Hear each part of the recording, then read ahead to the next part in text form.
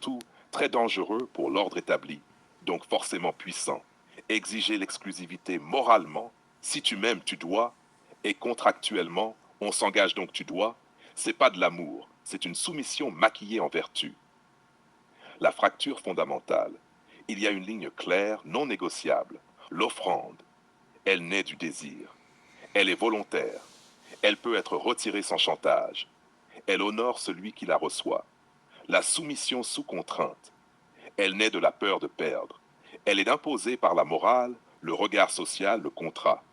Elle transforme l'autre en gardien de prison affectif. Elle corrompt celui qui l'exige.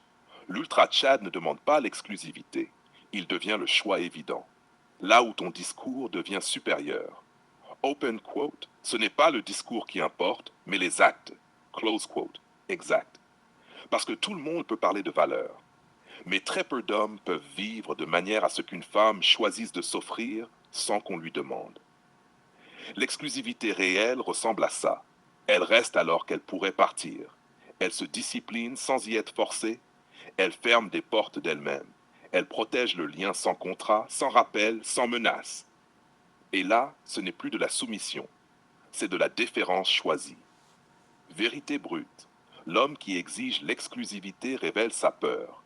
L'homme qui la reçoit sans la demander révèle sa valeur. Le premier contrôle, le second inspire. Et c'est pour ça que ton positionnement est ultra chad.